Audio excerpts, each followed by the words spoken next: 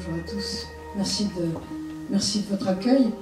Nous avons décidé donc de parler du populisme.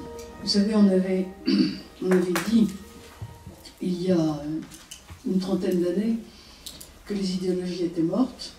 Or, nous voyons ressurgir des débats, si c'était des débats d'ailleurs, ça serait bien, en tout cas une espèce de guerre, plutôt de combat idéologique, qui sépare, on ne sait pas très bien comment appeler les deux camps.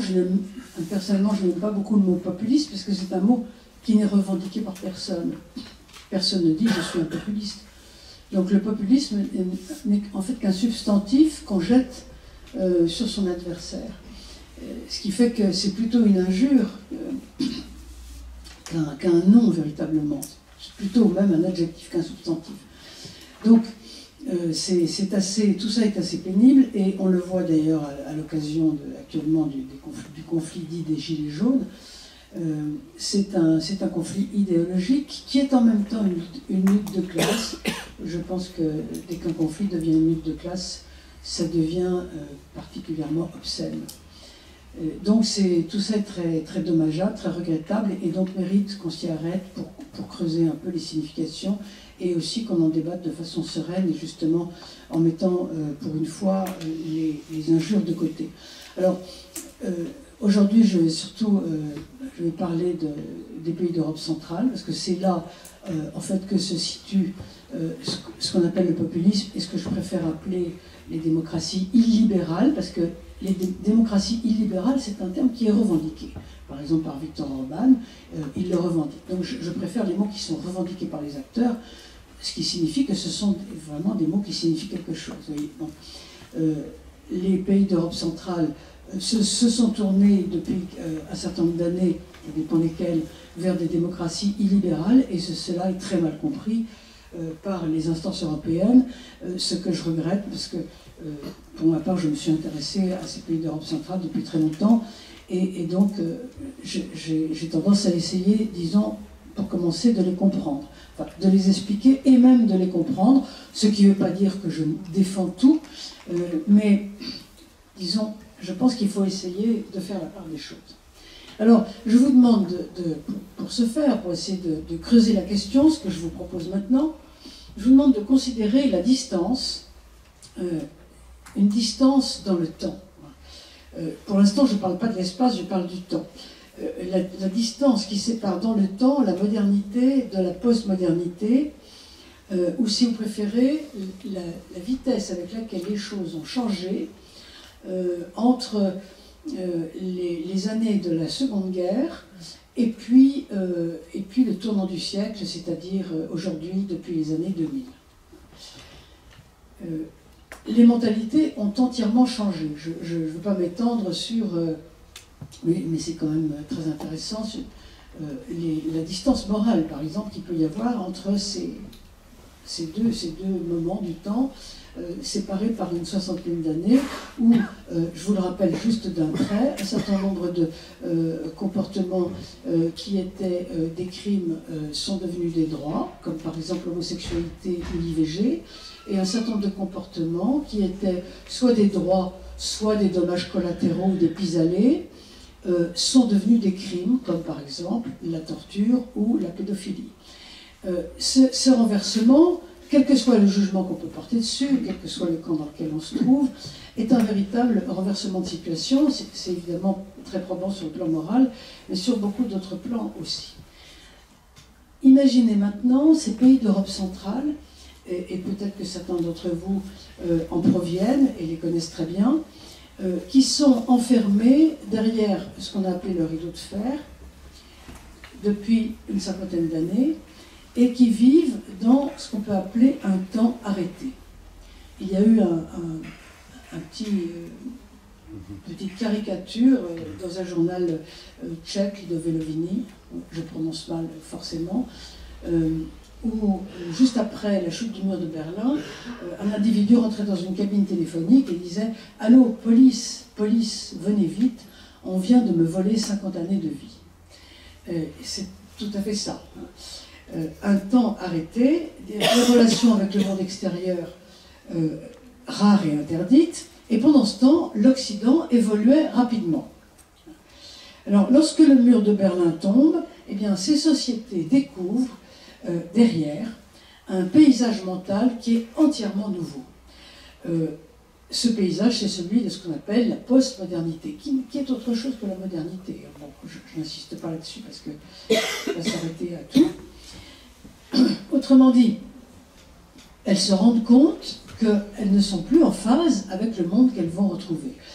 Ceci, ce n'est pas moi qui le dis, ça a été largement analysé dans toutes sortes de textes, et les plus probants, d'après moi, sont les textes de Kundera, les textes de Václav Havel et les textes de Solzhenitsyn, qui ont tous les trois décrit ce monde occidental qui est tout d'un coup découvert, parce qu'il est vrai qu'avant il était très difficile de...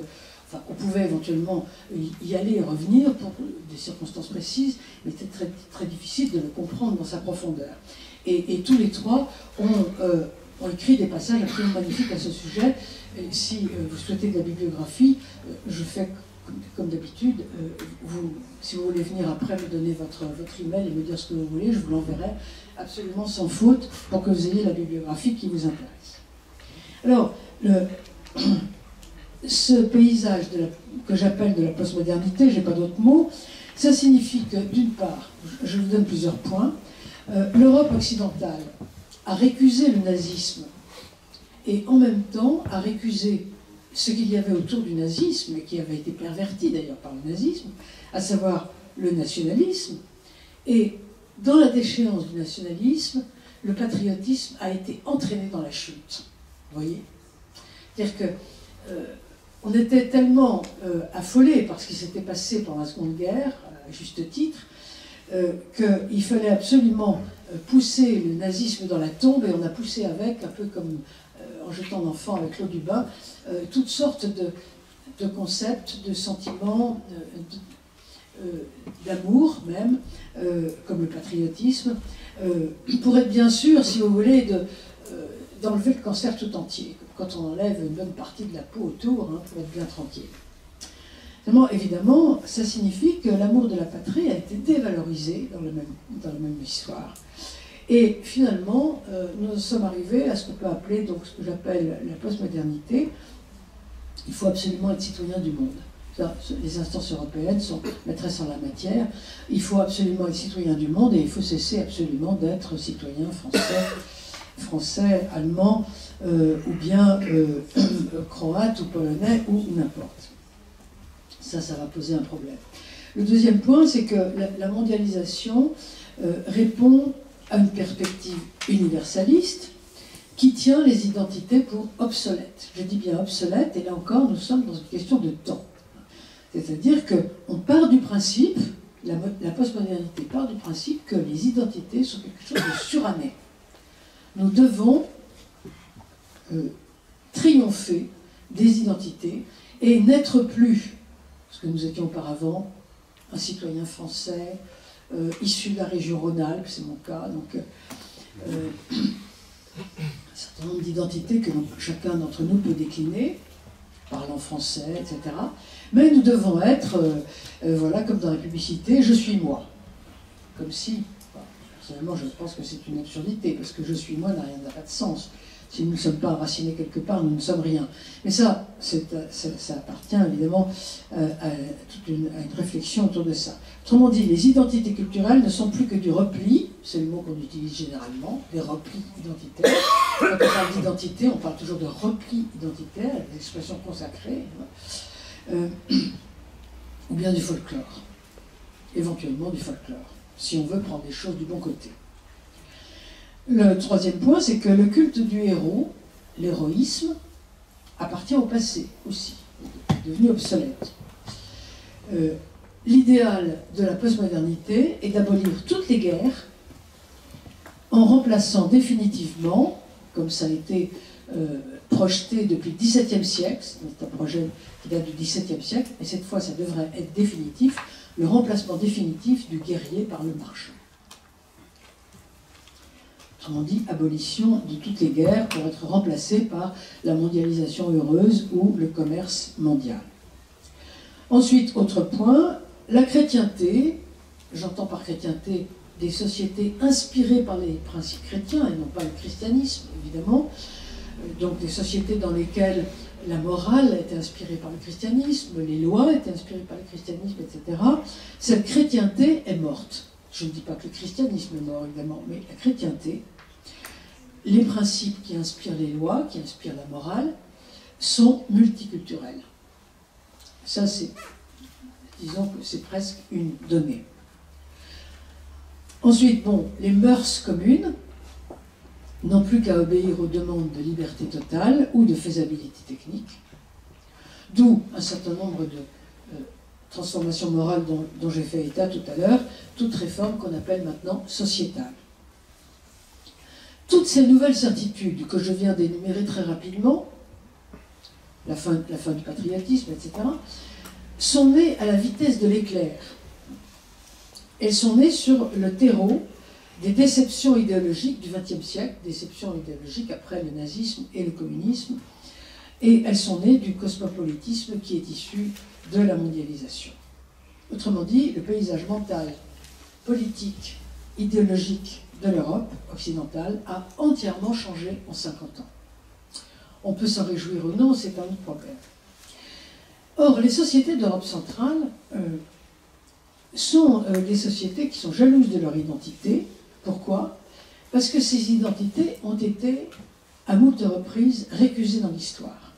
Chose qui ne nous est jamais arrivée. Souvenez-vous toujours du premier chapitre absolument génial de Céline sur la France qui se trouve au bout du continent, parce que personne ne l'a jamais envahi. Par conséquent, c'est tous les trouillards, dit-il, qui ont été repoussés sur les marches et qui se trouvent au bord du continent, au bord atlantique du continent. Les sociétés d'Europe centrale, au contraire, ont toujours été l'enjeu de multiples empires, puisque c'était des sociétés centrales d'un point de vue géographique, et par conséquent, elles ont été mangées par les divers empires les uns et les autres. Il suffit de rappeler l'histoire de la Pologne pour s'en convaincre. Et donc, elles ont tiré les leçons de l'histoire. Et leur histoire s'est déroulée de cette manière. Elles ont toujours eu des héros de l'ombre, puisque d'une manière générale, ils étaient souvent dans l'ombre, qui ont tiré d'affaire ces pays grâce à la culture et à l'identité culturelle. Elles savent ce que c'est que d'être interdit de parler, et elles ne supportent pas une mondialisation qui réclame de mettre en péril leur culture. D'une manière générale, ce sont des pays qui n'ont survécu que parce que leur culture a survécu, parce que, d'une manière générale, très souvent, elles n'avaient pas d'État. Dans les périodes d'oppression, c'est toujours chez elles la culture qui a survécu. Par exemple, mais je vous donne un exemple entre mille, il faudrait, pour s'en convaincre, lire par exemple l'histoire du KOR, K-O-R en Pologne, qui est une association extrêmement puissante, entièrement culturelle, entièrement organisée par la société civile et qui a réussi à faire reculer le communisme. Il est vrai dans les dernières années, au moment où le communisme était commencé à être un peu une soupe d'eau tiède, mais quand même. Et ce sont des cas d'organisation qui sont impensables ici. Nous n'imaginons même pas que ça puisse exister en France. Si je prends l'exemple, par exemple, je prends le cas de l'université volante, des universités volantes qui étaient des universités qui étaient organisées dans les caves ou dans les arrière-cuisines, dans des pays comme la Pologne ou la Hongrie, où on inculquait aux jeunes la culture du pays qui était interdite, puisqu'on était obligé de parler d'autres langues, par exemple de parler russe. Donc c'est grâce à la culture et à l'identité culturelle que ces pays ont survécu. Naturellement, ces sociétés qui n'ont pas vécu comme nous 50 ans de confort et d'individualisme après la guerre, sont beaucoup plus attachées que nous aux principes chrétiens, aux principes religieux, à la spiritualité, tout simplement parce qu'elles ont davantage souffert que nous, ça c'est évidemment une évidence. Et quand elles se trouvent après la chute du mur, confrontée à la mentalité postmoderne, chez elle, c'est en partie l'étonnement et en partie le rejet. Je dirais même en partie le haut le cœur, ce qu'on peut lire très bien par exemple dans les textes de Kundera. C'est particulièrement visible, mais peut-être aussi ça va encore plus loin, sentiment de révolte dans les textes de Solzhenitsyn. D'autant plus qu'un autre phénomène intervient ici qu'il faut prendre en compte. L'Europe de l'Ouest, nous, pendant qu'elle aménage des institutions communes et qu'elle aperçoit avec beaucoup d'étonnement, elle aussi, la mentalité attardée de ses revenants, parce que c'est ça, les années 90. C'est l'Europe de l'Ouest qui s'aperçoit que ses revenants, les revenants d'Europe centrale, ont une mentalité d'attardé. L'Europe occidentale n'essaye pas du tout de les comprendre, et encore moins, bien sûr, de se demander s'ils n'ont pas quelque chose à lui apprendre. Pas du tout. Car l'Europe occidentale est persuadée, et elle l'est encore, mais elle l'est déjà à cette époque, de se trouver à la pointe du progrès, de l'évolution. Et, au contraire, elle arrive, toute gentille au départ, pour proposer son aide, pour arracher toutes ces vieilleries. Je me souviens par exemple de ce qui... Nous sommes allés énormément en Roumanie pour une maîtrise, des maîtrises que nous avions créées. Ça se passait en Transylvanie, à Cluj-Napoca, et donc on allait à la fois à Bucarest et à Cluj, plusieurs fois par an, dans les années 90 et aussi dans les années 2000. Et je me rappelle que la Roumanie avait rêvé de rentrer dans le Conseil de l'Europe. Et je me rappelle le jour où on a annoncé que la Roumanie entrait au Conseil de l'Europe, et j'étais à Roumanie ce jour-là, et dès le matin, dans toutes petites chapelles magnifiques que Ceausescu a laissées, car il en a laissé un certain nombre à Bucarest, en général entourées, elles étaient entourées à cette époque en tout cas par d'énormes murs pour qu'on ne les voit pas, mais elles n'avaient pas été détruites. Et un étudiant est venu m'alerter en me disant venez voir, sur le mur, sur la porte de toutes ces petites chapelles, les orthodoxes, les autorités orthodoxes avaient placardé un petit papier écrit à la main. Nous voulons bien entrer dans l'Europe, mais pas dans Sodome. Ce qui voulait dire, nous voulons bien entrer dans l'Europe, mais si on nous oblige, au fond, à cesser de punir nos homosexuels, nous n'en voulons pas.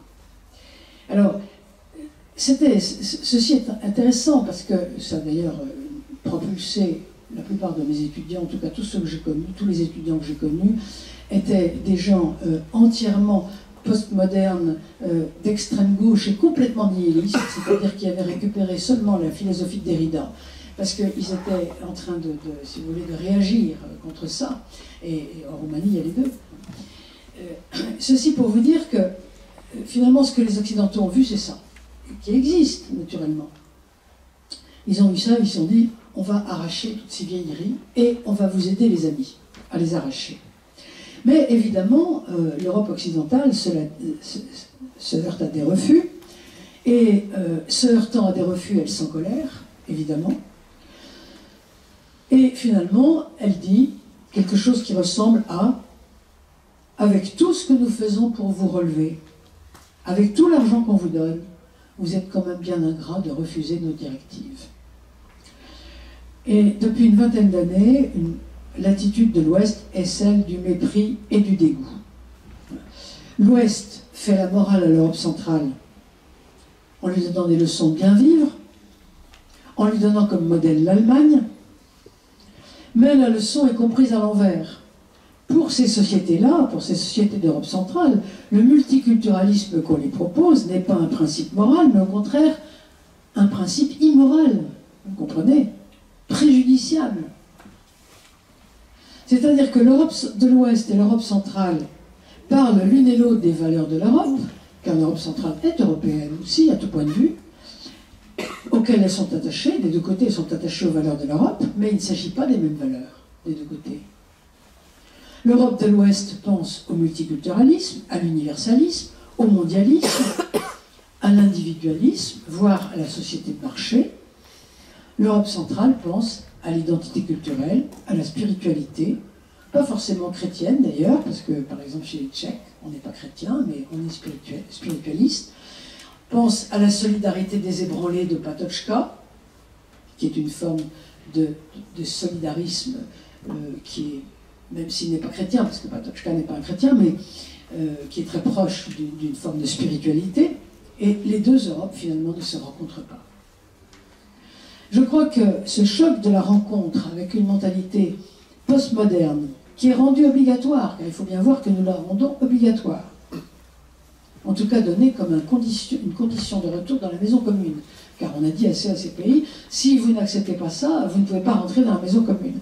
Eh bien, je crois que la rencontre avec cette mentalité postmoderne rendue obligatoire a été la raison de ce que nous appelons les populismes, que je continue à mettre entre guillemets, disons les démocraties illibérales, et je vais maintenant insister là-dessus. Ce choc n'a été rendu possible, il faut bien le voir, que parce que derrière le rideau de fer, le temps ne passait pas. Il ne se passait rien. Dans un pays totalitaire, un pays communiste, il ne se passe rien. Les choses restent figées.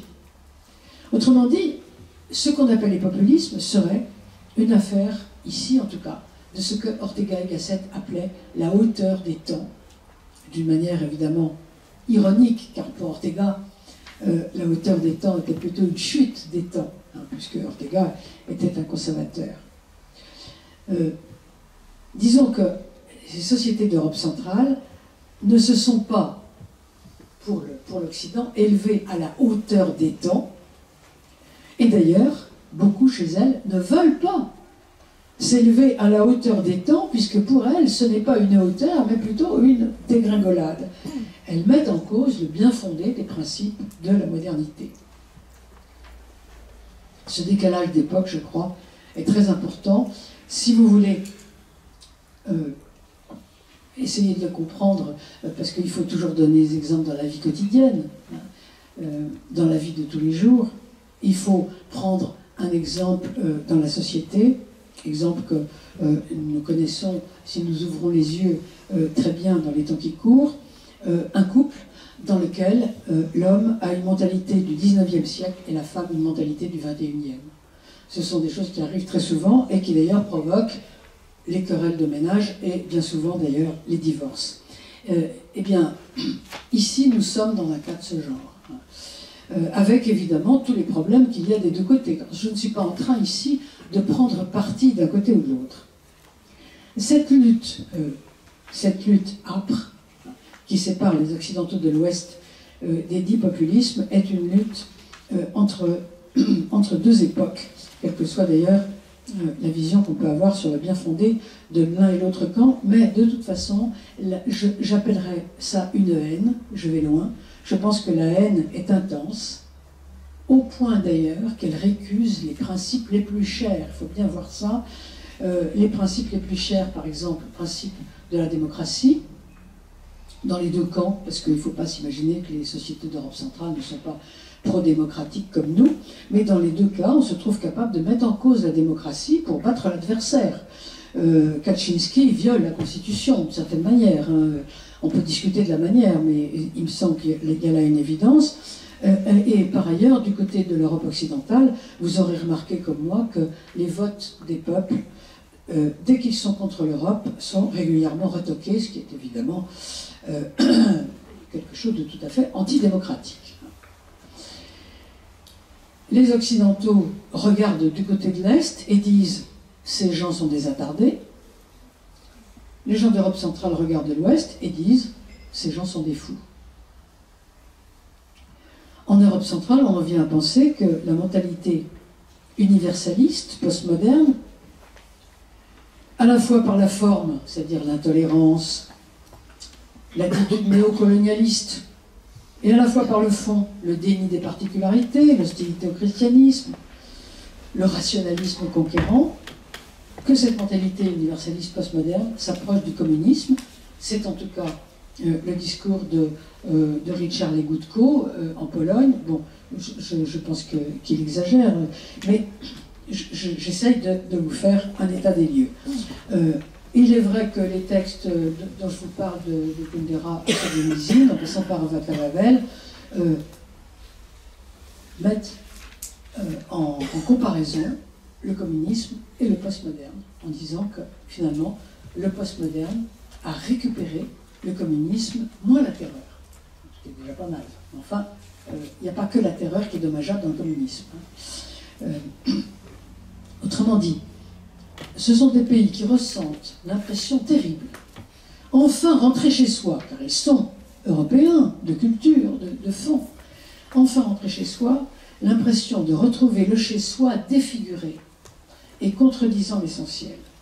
Autrement dit, nous ne sommes plus dans le fameux Occident kidnappé de Kundera, nous sommes dans l'Occident infidèle et décevant. Voilà, au fond, la pensée profonde. Je pense que d'ailleurs, on pourrait faire ces comparaisons. C'est la question de la hauteur des temps dans les mouvements dits populistes, ailleurs aussi. Chez Trump, entre les pays rouges et les pays bleus. Je suis quand même tout à fait frappé. J'ai tiré hier, je pense que Grégoire, vous avez dû regarder ça comme moi. J'ai tiré hier sur Internet 2 nouvelles qui nous arrivent des États-Unis concernant l'IVG, c'est tout à fait incroyable. Dans un État rouge, l'Ohio, les juristes sont en train de prévoir, c'est pas encore voté, un projet de loi criminalisant l'IVG, le portant comme un crime, c'est-à-dire qu'il pourrait être passible de la peine de mort. Et dans un pays bleu, État de New York, on est en train de voter un projet de loi qui permette l'IVG jusqu'à la naissance.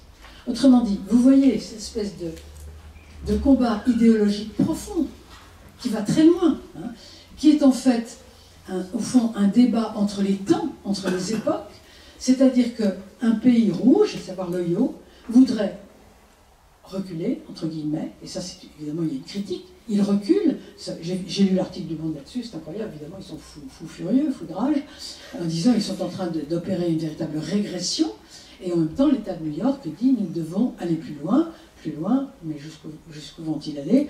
Je ne sais pas si vous avez lu ce texte, le jour où ce projet de loi a été proclamé, une voix de femme s'est élevée dans la salle en disant que Dieu protège cet État.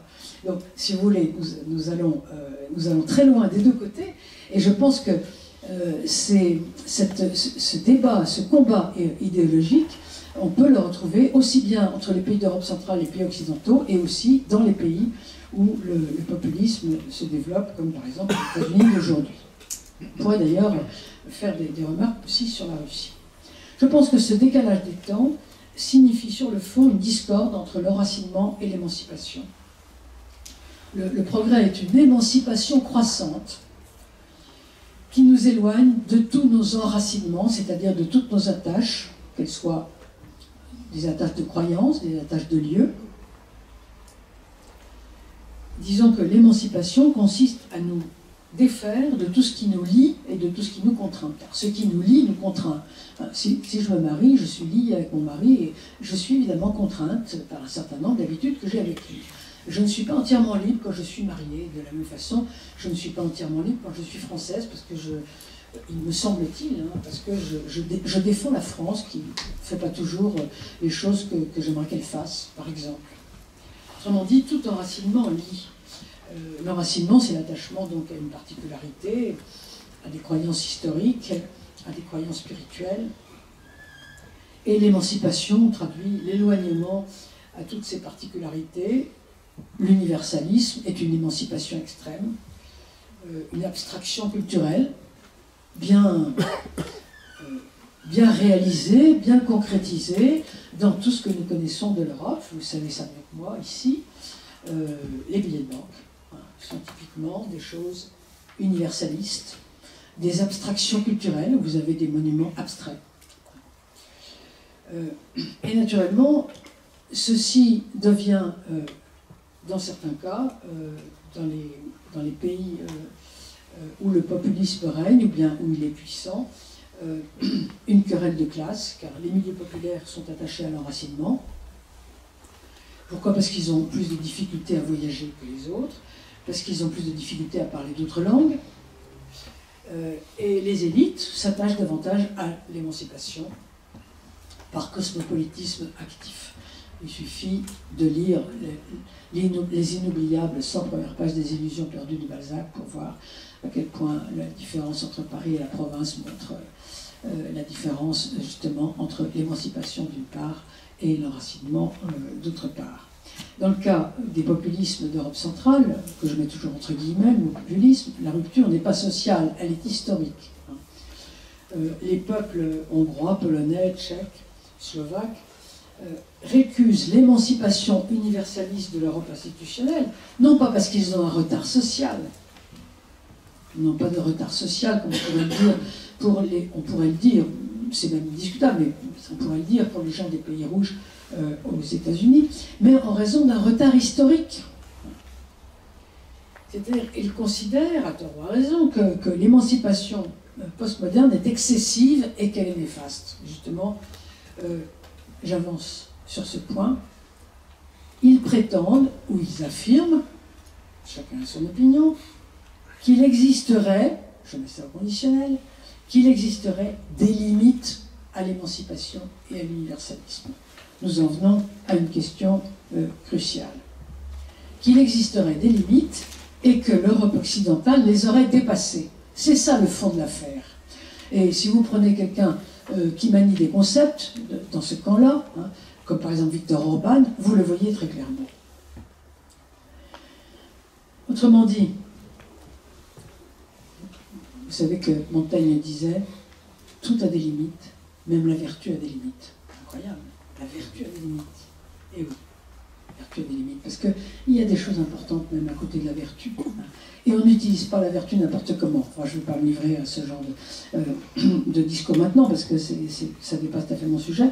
Ça veut dire que si tout a des limites, quand quelque chose a des problèmes, il ne suffit pas de dire plus, plus, plus. C'est-à-dire que quand la démocratie a des problèmes, il ne suffit pas de dire « Ah, il faudrait plus de démocratie », comme le disait Dewey.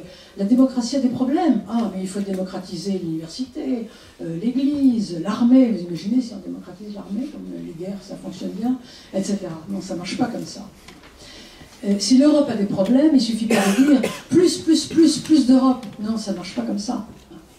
C'est-à-dire que les choses ont des limites. La démocratie a des limites, il faut savoir où elles sont, il faut en discuter, parce que ce n'est pas simple. Et l'Europe a très certainement des limites. Il faut en discuter aussi.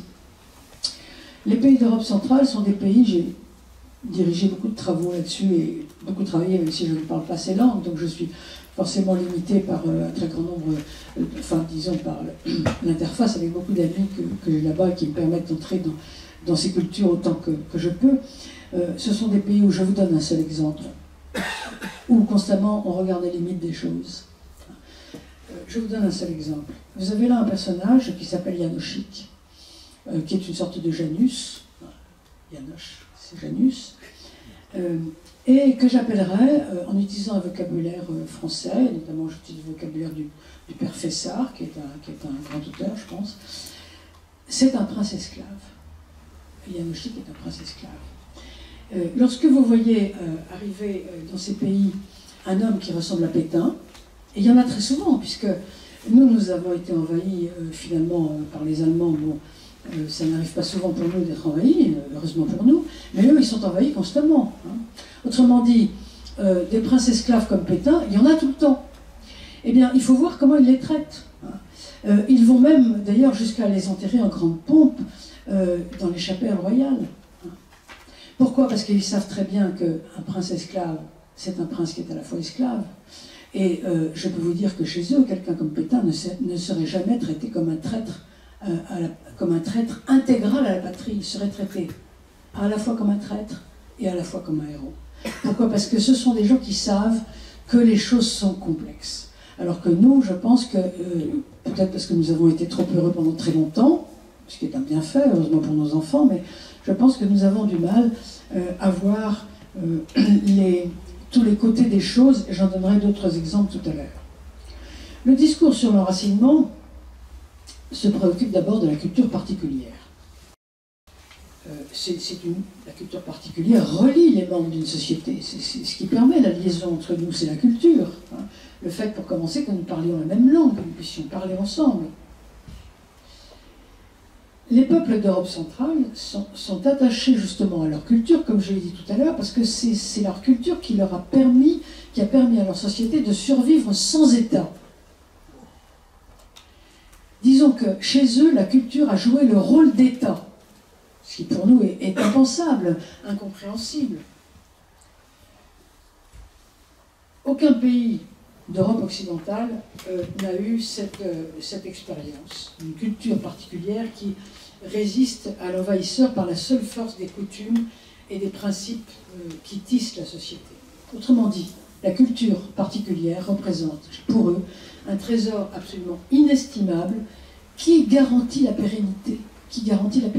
Alors que chez nous, c'est pas pareil. Nous n'avons pas l'impression que notre culture garantisse notre pérennité, d'ailleurs. Sommes-nous autant attachés qu'eux à notre pérennité? C'est encore la question. C'est pourquoi il n'y a pas de société plus opposée au multiculturalisme que ces sociétés. Lorsque les sociétés occidentales se moquent de leur culture, ce qui leur arrive trop souvent, je pense, c'est pas forcément parce qu'elles sont prêtes à s'en débarrasser, mais c'est parce qu'elles ont l'impression que leur culture survivra de toute façon. On a parlé pour les pays d'Europe centrale d'insécurité culturelle. Je crois que c'est Laurent Bouvet qui a parlé d'insécurité culturelle. C'est tout à fait ça. Je pense que c'est tout à fait vrai. Lorsque quelqu'un dans les pays d'Europe centrale, et je crois que c'est Martine Darmas, je ne me rappelle plus exactement, a dit « Nous n'accepterons jamais, jamais que les femmes polonaises ne puissent pas rentrer dans un bar. » Sous-entendu, vous les Français, vous acceptez facilement que vos épouses ne puissent pas rentrer ou vos sœurs ne puissent pas rentrer dans un bar dans certains quartiers aux alentours de Paris ou d'ailleurs. Ça ne veut pas dire que nous autres les Français nous acceptons ça facilement, parce qu'il ne faut pas non plus nous noircir. Nous ne trouvons pas ça génial non plus quand ça, par hasard ça arrive. Mais pour autant, nous ne sommes pas aussi affolés parce que nous sommes persuadés qu'on va s'en sortir, finalement, que notre culture est meilleure et que, bon, c'est pas si important. Autrement dit, la possibilité vécue d'une culture qui peut être rayée de la carte, comme c'est arrivé chez eux, fait que leur vision culturelle est tout à fait différente de la nôtre. Autrement dit, ils ne pensent pas que leur culture sera toujours victorieuse.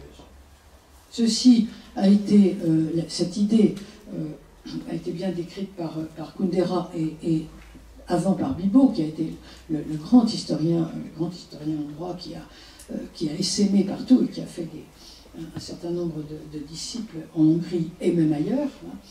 L'idée tragique de la nation, je cite, qui peut mourir et qui le sait. Ça n'existe pas chez nous. Nous ne sommes pas en France une nation qui peut mourir et qui le sait. Non. Nous avons l'impression que nous ne pouvons pas mourir, parce que nous sommes, pour ainsi dire, tellement vieux que nous sommes éternels. Vous savez, une nation, quand elle est très vieille, elle se croit éternelle. C'est un peu normal. Que nous sommes à la fois la fille aînée de l'Église et de la Révolution, ça fait quand même beaucoup de panache, des panaches divers et variés, mais quand même. Et par conséquent, nous n'avons pas du tout ce sentiment. Et je crois que ça change beaucoup de choses. Ça change beaucoup de choses. Par exemple, en ce qui concerne l'immigration, nous sommes à peu près persuadés que nous pouvons intégrer autant de musulmans et même parmi eux un certain nombre de terroristes parmi nous, et que de toute façon nous triompherons toujours. Eh bien, les peuples d'Europe centrale n'ont pas du tout ce sentiment, et il faut que nous essayions de nous mettre à leur place pour essayer de comprendre ce qui se passe. Ça signifie, je reprends un terme du journaliste Brice Couturier, qui par ailleurs connaît très bien l'Europe centrale, pour toutes sortes de raisons. En Europe centrale, ils ont une conception de la nation organique, et nous avons une conception de la nation libérale et contractuelle, qui évidemment change tout. Par le fait même de l'histoire, nous avons une vision rationnelle, distanciée, tandis que eux ont une vision charnelle, par conséquent plus vivante, et donc plus précieuse, forcément. Aussi, en Europe centrale, s'enracine une idée sur laquelle l'Europe occidentale a perdu son attachement vital à sa propre culture fondatrice, à la culture, au fond, occidentale chrétienne. D'où une forme de nationalisme qui va se développer dans ces pays, qui va sonner chez nous à la fois désuet et dangereux. Forcément. La réclamation d'une Europe des nations, une forme de patriotisme économique, une critique de l'invasion des capitaux étrangers, une récusation du récit culturel culpabilisant, qui est appelé notamment par les Hongrois le récit culturel de la honte, je cite, fondé sur la culpabilité face aux erreurs et aux horreurs, et au contraire une demande de réhabilitation des héros. Voilà tout ce qui nous distingue l'Est et l'Ouest, et voilà, j'essaye de comprendre les raisons pour lesquelles nous avons ce clivage. La prédominance de l'enracinement dans ces pays entretient le spiritualisme. Je dis bien que ce spiritualisme soit chrétien ou non, car nous avons l'exemple de la République tchèque, je ne parle pas évidemment de la Slovaquie, mais de la République tchèque qui est, comme vous savez, le pays le plus athée avec la France en Europe. Il faut peut-être aussi parler de certains pays scandinaves. Mais grosso modo, ce sont ces deux pays qui sont les plus semblables de ce point de vue-là, et la République tchèque est véritablement un pays athée. Tous les grands auteurs, c'est un pays très fort d'un point de vue philosophique, enfin le seul pays d'Europe où ils ont pu se permettre d'avoir quand même deux philosophes à la présidence de la République en un siècle, c'est quand même incroyable, hein, Masaryk et Havel. Toute cette lignée qui part de Masaryk, personnage magnifique, hein, qui part de Masaryk et qui va jusqu'à Havel en passant par Patočka, et tous ces gens-là sont des agnostiques. Mais cela dit, l'enracinement suscite et conserve le spiritualisme, et tous ces gens, bien qu'étant agnostiques, sont des spiritualistes. Et marquent le pas donc sur le matérialisme. Il est très difficile de trouver des francs matérialistes, un peu comme nous avons ici, dans ces pays-là. C'est beaucoup plus rare, même si, évidemment, ça va sans doute se développer, ça commence probablement à se développer maintenant. Disons que l'émancipation et la rationalisation des choses permet le développement du matérialisme et donc l'effacement du spiritualisme. Parce que lorsqu'on est rationnel, on quête le quantifiable, le neutre. Et qu'est-ce qu'il y a de plus neutre que l'argent? L'argent est sans odeur, comme on sait.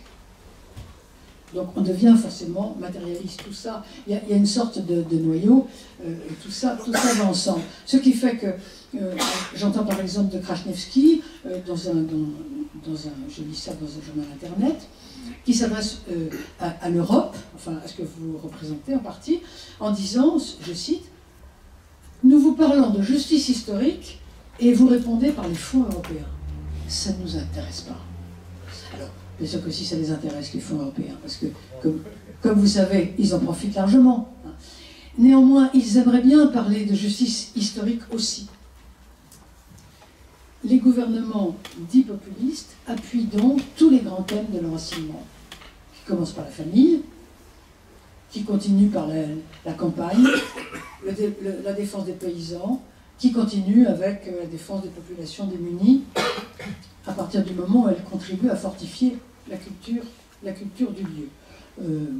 Par exemple, vous avez en Pologne une loi d'accompagnement de la famille et d'aide financière à la famille qui est beaucoup plus puissante, beaucoup plus forte qu'ici, pour justement aider au développement des familles, éventuellement des familles nombreuses et de la démographie.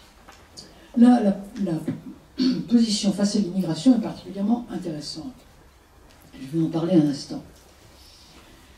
Les médias ou gouvernements de l'Ouest ont tendance à réduire les positions de l'Europe centrale face à l'immigration à une question d'égoïsme. Disons, à l'égoïsme de gens qui, après avoir demandé qu'on les aide, et Dieu sait qu'on les a aidés après la chute du mur, c'était normal, mais Dieu sait qu'ils ont été aidés, regardez l'Allemagne de l'Est, c'est absolument incroyable comme elle a été aidée, qui donc, après avoir demandé de l'aide qu'ils ont obtenue, refusent maintenant d'aider les malchanceux du moment, qui sont des vagues de Syriens ou d'Afghans qui arrivent par l'Est. Je pense que les choses sont un peu plus compliquées. Les gouvernements illibéraux pensent que l'afflux de réfugiés, qui sont dotés d'une culture entièrement différente, et notamment l'islam, susciteront une société multiculturelle, comme on en voit au Canada, par exemple. Et par conséquent, l'effacement de la culture originaire. Disons que le raisonnement, on peut le critiquer évidemment, c'est pas ça. J'essaie de le comprendre. Hein. Le raisonnement est typique d'une morale chrétienne réaliste. C'est un cas, je vous cite un cas dans la vie quotidienne pour que les choses soient bien compréhensibles. Vous voyez une famille nombreuse qui veut adopter un enfant d'origine étrangère, de culture étrangère. Eh bien, cette famille, si elle est chrétienne, elle va pratiquer ce qu'on appelle la charité bien mal placée. Vous voyez ? Nous parlons, nous chrétiens, de la charité mal placée. Elle va se dire, bon, si je fais venir cet enfant et qu'il me fiche en l'air tous les autres, ça sera ce qu'on appelle la charité mal placée. Autrement dit, certainement, c'est là d'ailleurs où Montaigne dit, la vertu a des limites. C'est typique d'une vertu qui a ses limites. Parce que, au fond, la vertu de charité que je voudrais utiliser ici, si elle fiche en l'air tous mes autres enfants, ça sera finalement un grand mal pour un bien. Eh bien, je crois que le raisonnement ici est un raisonnement de ce genre. Autrement dit, ce ne sont pas des gens qui se fichent du monde, ce ne sont pas des gens qui sont plus égoïstes que nous, moi je ne crois pas. Hein. On peut en discuter certainement, mais... Alors évidemment, il propose des solutions qui à mon avis ne sont pas très réalistes. Par exemple, Orban défend un plan Marshall pour l'Afrique. Ça c'est très bien, un plan Marshall pour l'Afrique. Mais il faut bien voir quand même que le plan Marshall, c'est à long terme. Le problème que nous avons, c'est à court terme. Hein. Donc, on n'est pas tout à fait sur la même longueur d'onde. Ça serait bien de prévoir un plan Marshall en plus. Mais le problème que nous avons à court terme, avec les gens qui franchissent la Méditerranée, ce sont des problèmes tout de suite. Hein. Ce n'est pas parce qu'on met de l'argent pour implanter des usines en Afrique que ça va servir. En plus, il y a d'autres raisons qui font que je ne suis pas sûr que ça soit suffisant. Et ça peut aller très loin, puisque, par exemple, le président slovaque Fico, je ne prononce pas, encore une fois, pense que l'accueil des migrants en masse par les pays occidentaux, 2015, est plus qu'une charité mal placée, un suicide rituel. Il y a des gens qui pensent, et d'ailleurs, je ne suis pas sûr qu'ils aient complètement tort, mais bon, que la rhétorique allemande était une rhétorique de suicide, au fond, qui signifiait, bon je sais que tout ça est très discutable, mais nous ne sommes pas nombreux, je me permets qui signifiait au fond, ce que je traduis à travers certains discours de Merkel, si Goethe n'a pas été capable d'empêcher la Shoah, que Goethe disparaisse. À la limite, Goethe, quelle importance Goethe, vous voyez ce que je veux dire? Je pense que ça va très loin. Alors, le gouvernement slovaque, Fico, n'est pas quelqu'un de très conceptuel, et donc je ne pense pas qu'il aille jusque-là, mais donc son propos est un peu plus fruste que ça. Mais, bon, tout ça, évidemment, tout ça demande des discussions. Hein. C'est pas seulement l'égoïsme, c'est plus compliqué. Lorsque vous voyez la rhétorique allemande selon laquelle nous avons une démographie faible, disent les Allemands, et par conséquent il nous faut des gens pour les usines, c'est quand même assez ahurissant, parce que chacun sait bien qu'un homme ne se réduit pas à ses bras pour travailler. Un homme, c'est une culture ambulante, c'est une spiritualité ambulante, ce sont des croyances ambulantes. Un homme, c'est un esprit, c'est une culture, c'est pas seulement des bras pour travailler dans une usine. Enfin, on ne peut pas réduire un homme à ses bras, c'est complètement ahurissant de dire des choses pareilles.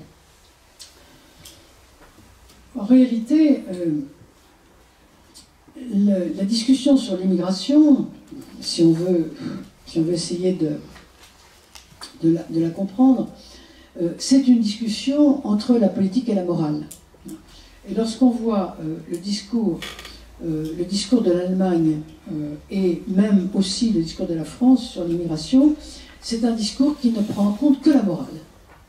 Alors qu'en réalité, si vous prenez le discours d'Orban, qui à mon avis est le plus conceptuel parmi tous ces pays, vous voyez bien que la question de l'immigration est une question qui tombe dans ce qu'on appelle dans notre vocabulaire philosophique le discours de la polarité. Ça a été bien étudié par Romano Guardini par exemple. Qu'est-ce que ça veut dire la polarité? Ça veut dire que nous sommes dans un combat tragique entre deux valeurs affamées. Vous avez une valeur morale très importante, la valeur d'accueil, parce qu'on ne laisse pas des gens comme ça mourant de faim sur les routes avec des familles provenant de pays en guerre. Bon. Donc c'est évident, c'est une valeur morale importante. Mais vous avez une valeur politique qui est également affamée, qui réclame qu'un gouvernement défende la culture de sa société. Car un gouvernement est là pour ça. Je vous rappelle quand même qu'un gouvernement n'est pas là pour faire la morale. Hein. La morale, c'est autre chose. Ça ne veut pas dire qu'un gouvernement doit être immoral. Bien sûr que non, la morale innerve tous les autres domaines de la vie, y compris la politique. Mais le politique n'est pas là pour faire de la morale, il est là pour faire de la politique. Et la politique consiste à protéger la société qu'il a en charge. À la protéger dans le temps et à faire en sorte qu'elle soit éternelle. Alors le mot éternel, évidemment, immortel plutôt. Le mot immortel est excessif, bien sûr, il faut le mettre entre guillemets, mais faire en sorte qu'elle dure toujours. Il y a beaucoup de textes là-dessus, à partir de Cicéron jusqu'à Saint-Augustin. Bon, une société doit durer toujours. Un homme peut périr de maladie ou sous le couteau, comme disait Saint-Augustin, prolongeant Machiavel là-dessus, prolongeant Cicéron là-dessus, pardon. Mais une société est faite pour durer toujours. Et la politique est là pour faire en sorte que la société dure. Donc la société, sa culture. Et donc vous avez là, dans la question de l'immigration, cette lutte entre deux valeurs qui sont également importantes, une valeur morale et une valeur proprement politique, et qui se combattent. Ça ne veut pas dire qu'il faut lâcher l'une pour uniquement servir l'autre. Ça veut dire qu'il faut tenir les deux, je ne sais pas comment. Il y a des moments où on est bien content de ne pas être au gouvernement, vous savez. Mais on ne peut pas, comme les gouvernements occidentaux, ne prendre en compte que la morale. C'est pas possible. Un pouvoir ne peut pas prendre en compte que la morale, c'est pas possible.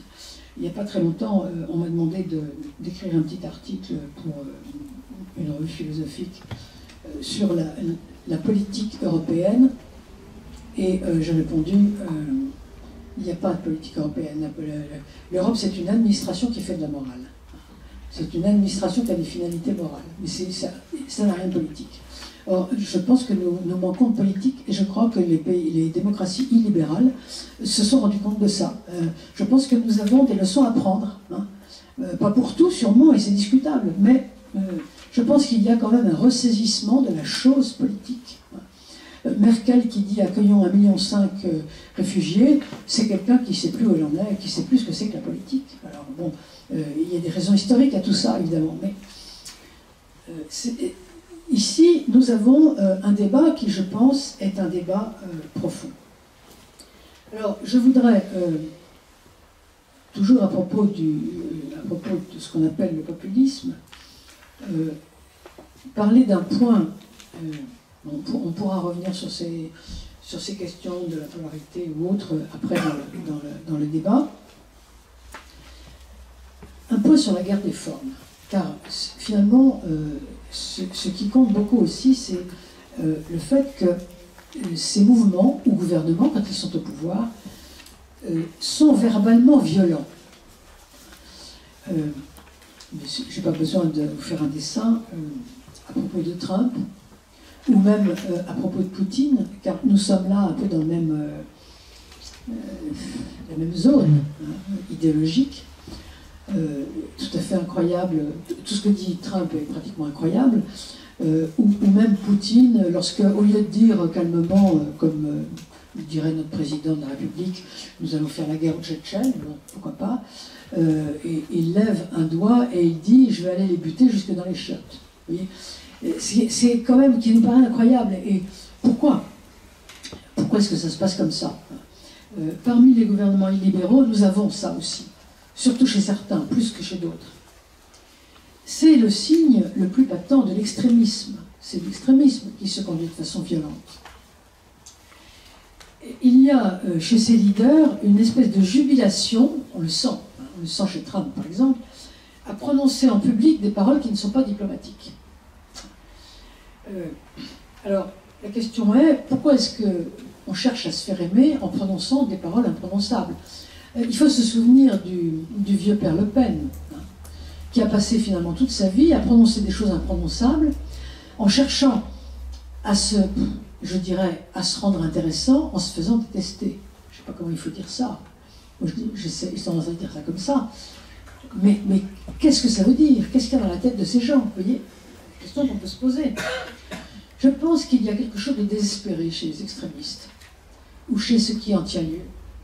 Une sorte de désespoir qui fait qu'on utilise la provocation verbale parce qu'on a l'impression qu'on ne sera jamais écouté sinon. Il y a une sorte d'exaspération contre un monde qu'on veut vous imposer et dont on a le sentiment qu'on n'arrivera pas, ce monde, à le repousser sinon.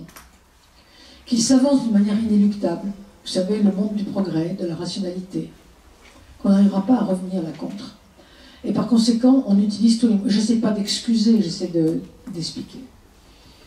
On a tendance à utiliser des moyens parfois insensés. Il y a aussi, évidemment, le sentiment qu'il y a qu'on a une pensée dominante en face de soi, de façon à ce qu'on est constamment marginalisé. Et il y a évidemment en plus un lien entre l'extrémisme et l'inculture. Il y a un lien. Ça explique pourquoi les courants dominants, je les ai appelés postmodernes pour la commodité, marginalisent les populistes en les traitant de crétins. Et j'ai écrit un livre sur le populisme que j'ai appelé au départ l'idiot du populisme, parce que en fait on les traite d'idiots, si on veut regarder les choses de façon beaucoup plus précise, parce que l'idiot, c'est l'idiotesse grecque, c'est-à-dire celui qui n'est capable de saisir que sa propre particularité, qui n'est pas capable de saisir l'universel. Idiotesse, ça veut dire le particulier. C'est le provincial, si vous voulez. C'est la personne qui ne sait pas ce que c'est que le vaste monde, qui n'est pas cosmopolite. Autrement dit, les courants dominants traitent les populistes d'idiots. Évidemment, c'est trop dire quand même, parce que les courants dominants ne voient pas tout en disant ça, parce que chez les dits populistes, il y a la brutalité du cyclope, si je reprends l'image du cyclope d'Homère, cette espèce de type arrogant qui ne sait rien mais qui croit tout savoir, qui est seul à parler, etc. C'est ça le cyclope. Il y a un peu cette brutalité, mais il n'y a pas que ça quand même. Il n'y a pas que ça, il y a une pensée de fond derrière, qui n'est pas forcément exprimée, mais il y a quand même ça.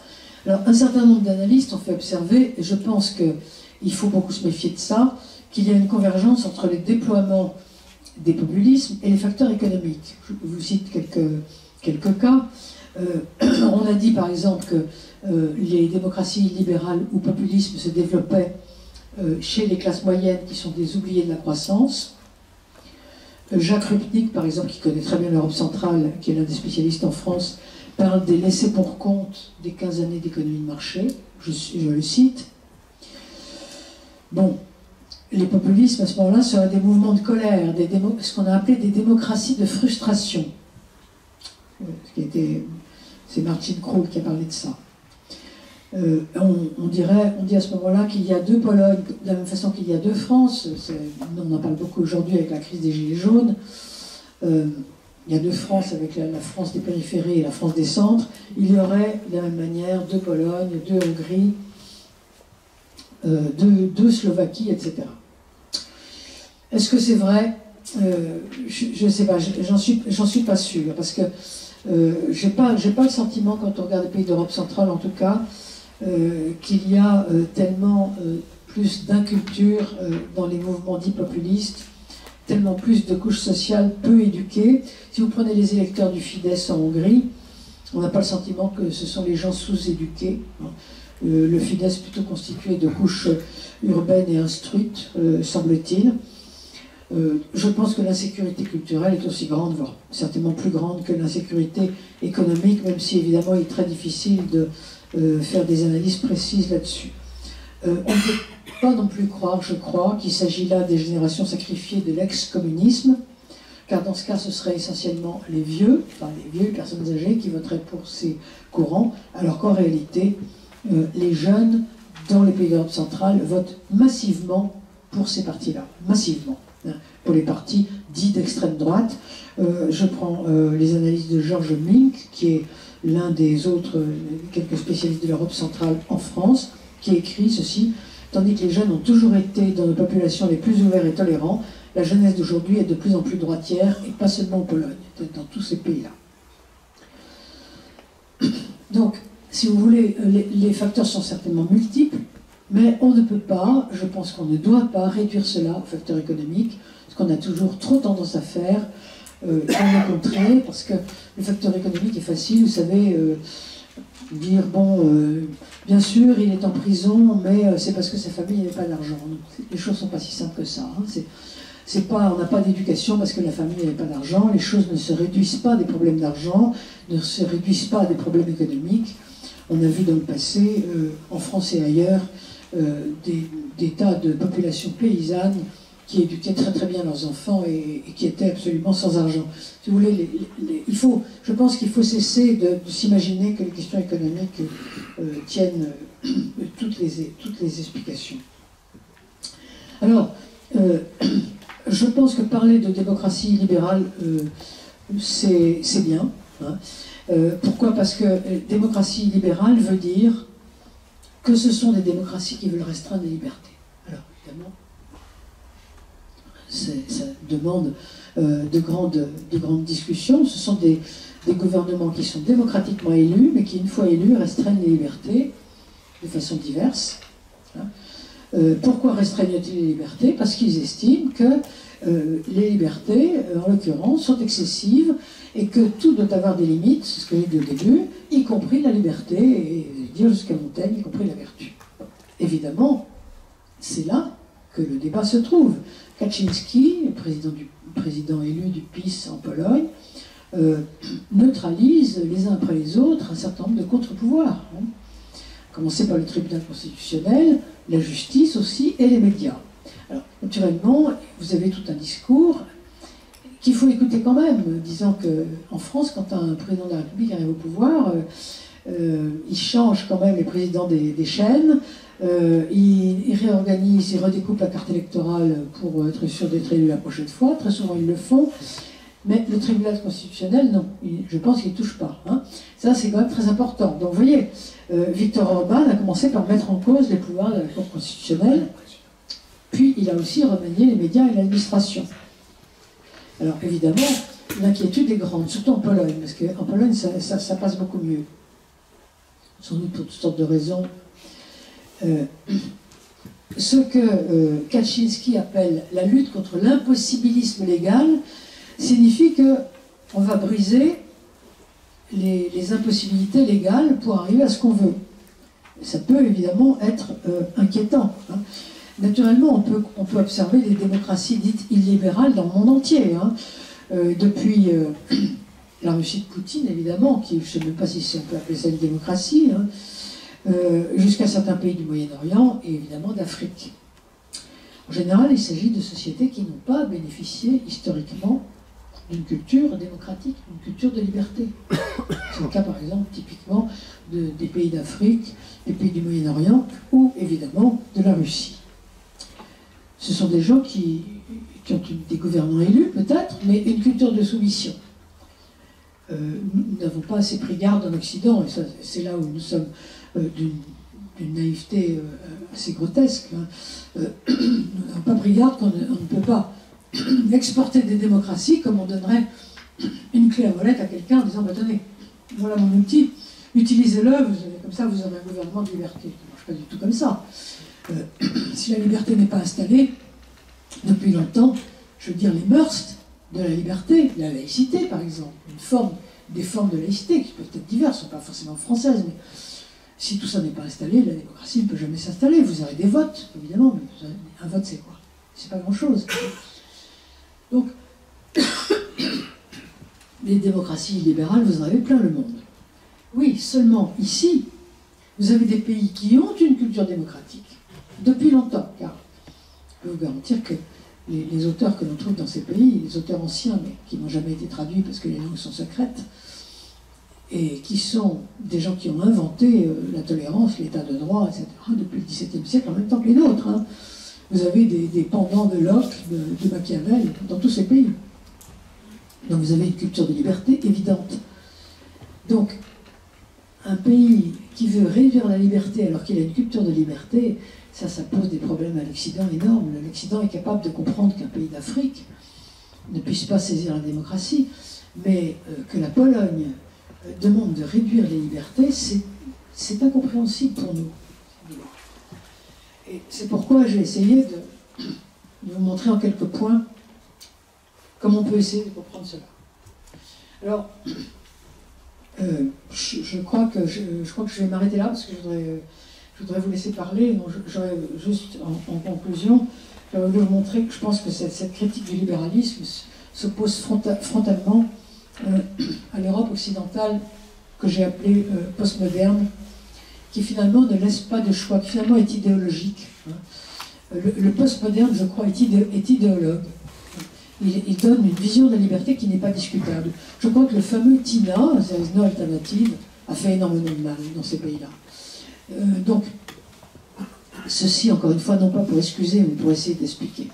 Maintenant, je serais curieuse de savoir quelles sont vos critiques et vos explications. Merci beaucoup de m'avoir écouté.